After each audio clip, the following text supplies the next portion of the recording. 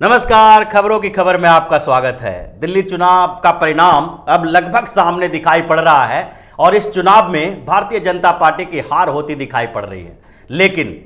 इस चुनाव के परिणाम का असर क्या होगा, ये आज के चर्चाओं में स्पष्ट रूप से दिखाई पड़ रहा है। जो मीडिया में चर्चाएं चल रही है, जो परिणाम सामने आ रहे हैं, वोट का शेयर सामने आ रहा है, उससे ये तो तय हो गया है कि अब एक नई तरह की राजनीति फिर से उभरेगी पूरे देश में और इस परिणाम का असर बहुत व्यापक होने वाला है। ये जो चुनाव परिणाम, जो चुनाव के नतीजे आ रहे हैं दिल्ली विधानसभा चुनाव के, उस नतीजों का असर भारतीय जनता पार्टी एक व्यापक तौर पर देख रही है। और ये जो हंगामा चल रहा है चारों तरफ कि दिल्ली हारने के बाद अमित शाह और नरेंद्र मोदी की पूरी स्ट्रेटजी बिल्कुल फेल हो गई है, ये फेल नहीं हुई है और अगले कुछ सालों तक ये दिखाई पड़ने लगेगा कि 2024 और उसके बाद 2029 इन चुनावों के लिए क्या रणनीति बन रही है। ये पूरी रणनीति पर चर्चा भारतीय जनता पार्टी में हो रही है और इस हार को पूरी तरह से जीत में बदलने की तैयारी भी की जा चुकी है और अमित शाह अब खुलकर हिंदू कार्ड खेलने के लिए तैयार बैठे हुए हैं, क्योंकि जिस तरह से नतीजे सामने दिखाई पड़ रहे हैं उससे यह तय है और जो चर्चाएं चल रही है वो भी इस बात को बता रहा है कि दिल्ली विधानसभा चुनाव में मुसलमानों ने एकजुट होकर आम आदमी पार्टी को वोट दिया और आम आदमी पार्टी को वोट देने के पीछे आम आदमी पार्टी को समर्थन करना नहीं था। आम आदमी पार्टी के पक्ष में वोटिंग का एक ही आधार था और वो था भारतीय जनता पार्टी को किसी तरह से हराना। यहां पर कांग्रेस की स्थिति जो बुरी हो रही है और कांग्रेस के कुछ नेता खुलकर यह बात बताने लगे हैं कि हम तो दिल्ली विधानसभा चुनाव में कमजोर स्थिति ही चाहते थे, हम ये नहीं चाहते थे कि दिल्ली विधानसभा चुनाव में हमारी स्थिति थोड़ी मजबूत हो, हमें वोट मिले और इस वोट के कारण भारतीय जनता पार्टी की जीत हो। तो ये लगभग तय हो गया है कि भारतीय जनता पार्टी से विपक्ष इस तरह से डरी हुई है, ये सारे पार्टी के लोग, जो विरोधी दल के लोग हैं, वो इतना डरे हुए हैं कि इनको लगने लगा है कि जैसे ही भारतीय जनता पार्टी धीरे धीरे उभर रही है वैसे ही हमारे अस्तित्व संकट में आ रहा है और अब हम धीरे धीरे राजनीति छोड़ने की स्थिति कांग्रेस की आने वाली है। तो ये जो पूरी स्थितियां बदली है उसमें ये तो तय है कि अब जो छोटे छोटे मुद्दों के आधार पर राजनीति हो रही थी, जैसी बातें की जा रही थी कि भारतीय जनता पार्टी हिंदू कार्ड खेलती है, लेकिन भारतीय जनता पार्टी उसके बावजूद इस चीज को संतुलित करने के लिए, बैलेंस बनाने के में यकीन रख रही थी और ये बार बार इस मुद्दे को कह रही थी, उठा रही थी, बार बार बोल रही थी भारतीय जनता पार्टी कि हम विकास के मुद्दे पे चुनाव लड़ते हैं, विकास हमारा मेन एजेंडा है। और ये जो छोटे छोटे हिंदू मुसलमान वाले कार्ड, CAA, NRC और मस्जिद, बाबरी मस्जिद, राम जन्मभूमि मंदिर, ये सारे जो मुद्दे थे, ये छोटे छोटे मुद्दे अब एक विशाल मुद्दा बनेगा और वो विशाल मुद्दा होगा हिंदू राष्ट्रवाद का।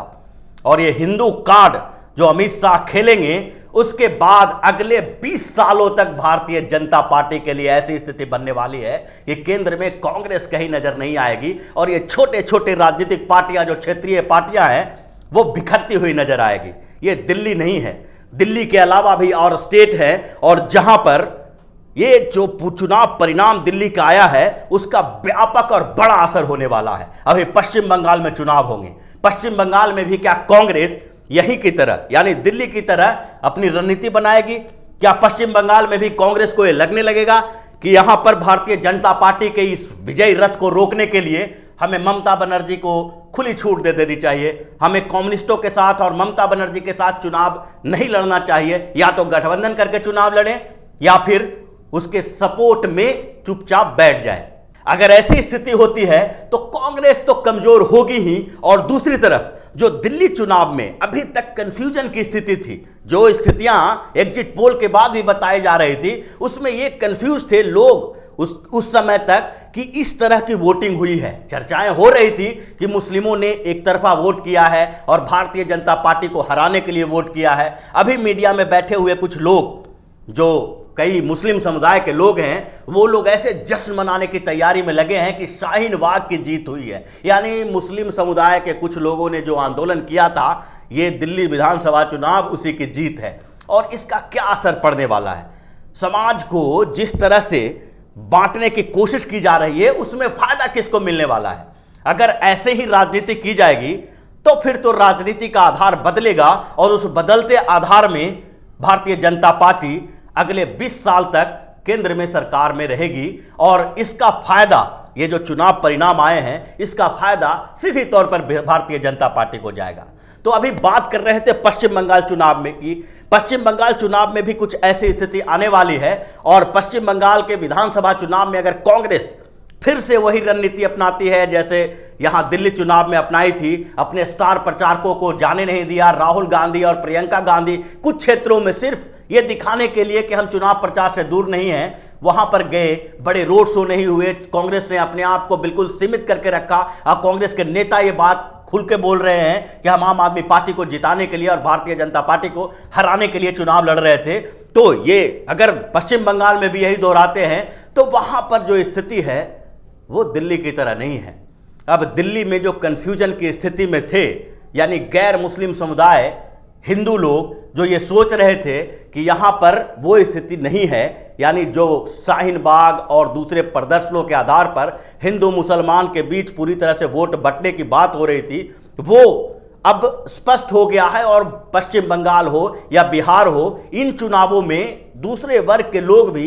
इस तरह सोचना शुरू कर देंगे और फिर अमित शाह उसी के स्ट्रेटजी पे काम करने वाले हैं और पूरी तरह से अब धीरे धीरे जो ये चुनाव परिणाम आ रहा है वो एक नए राजनीतिक आधार की तरफ बढ़ते नजर आएगा। तो आगे आने वाले विधानसभा चुनाव और फिर उसके बाद के लोकसभा चुनाव में राजनीतिक आधार क्या होगा? जिस तरह से राजनीतिक आधार बदल रहा है और अब खुल के मुस्लिम समुदाय इस बात के लिए तैयार हो गए हैं कि हमें किसी तरह से भारतीय जनता पार्टी को हराना है। जो रणनीतिक वोटिंग की बात पहले से चल रही थी, अब वो दिल्ली विधानसभा चुनाव में सामने दिखाई पड़ रही है और मुस्लिम समुदाय जिस तरह से एक तरफा भारतीय जनता पार्टी को हराने के लिए वोटिंग करने लगे हैं और ये वोटिंग जो हो रही है उसकी चर्चा भी ये लोग कर रहे हैं, ये बार बार जताने की कोशिश कर रहे हैं। उनके कुछ नेता और उनके कुछ प्रतिनिधि जो मीडिया में जाके ये बार बार बोल रहे हैं कि जिस तरह से हमारे साथ अन्याय हुआ और हमने उस अन्याय के विरोध में एक प्रदर्शन किया, धरना दिया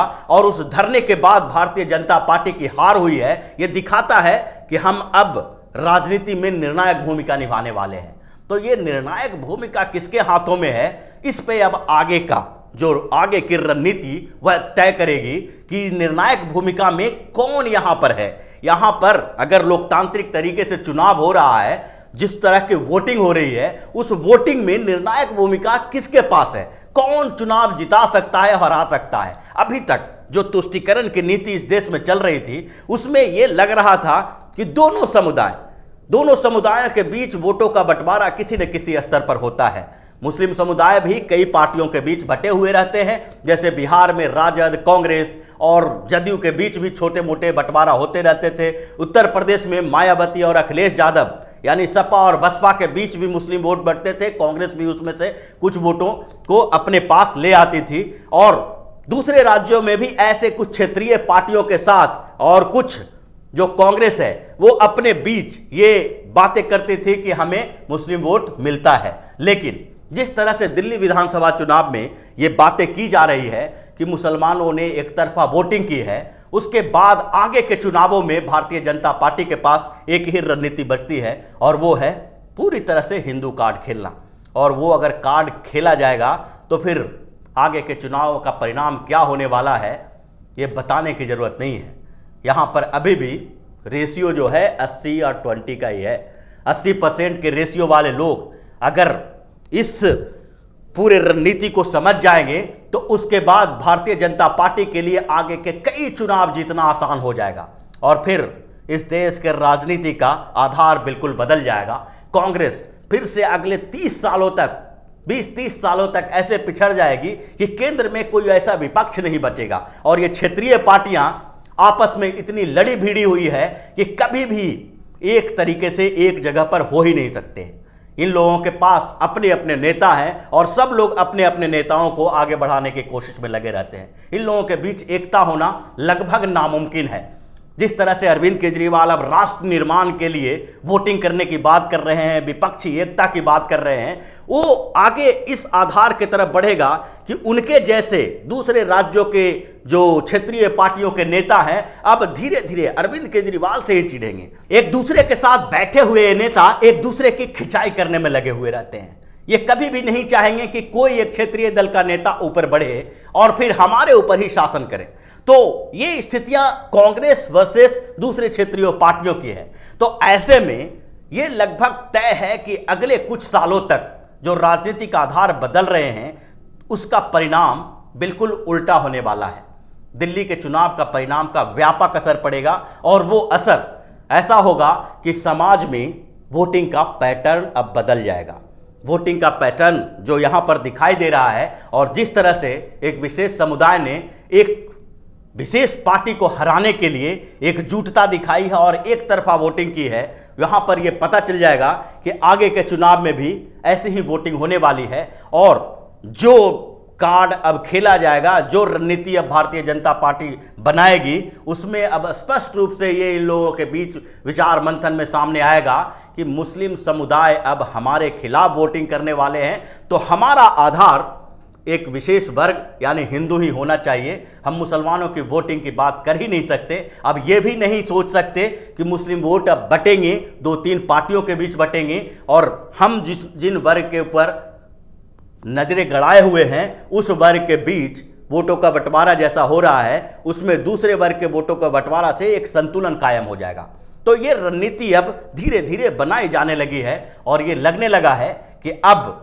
आधार बिल्कुल बदल गया है। दिल्ली चुनाव के परिणाम आने के बाद जो स्थितियां आएगी, उसके बाद आगे के कुछ सालों तक कई पार्टियों का अस्तित्व संकट में पड़ जाएगा। उसके अस्तित्व पर संकट के बादल मंडराने लगेंगे और इनका अस्तित्व ही खत्म होता हुआ दिखाई पड़ेगा। और उसमें से एक पार्टी कांग्रेस भी है। जिस तरह से राहुल गांधी, प्रियंका गांधी, सोनिया गांधी और उनके इर्द गिर्द बैठे कुछ लोग ने ये रणनीति बनाई कि दिल्ली विधानसभा चुनाव में हम पीछे हट के आम आदमी पार्टी को आगे बढ़ाएं और भारतीय जनता पार्टी से किसी तरह से भारतीय जनता पार्टी को हराने की कोशिश में रहें, वो रणनीति अब उल्टी पड़ने वाली है और भारतीय जनता पार्टी अगले कुछ सालों में जो जीत दर्ज करेगी उसका ख्याल भी करना, अनुमान भी लगाना बहुत मुश्किल है।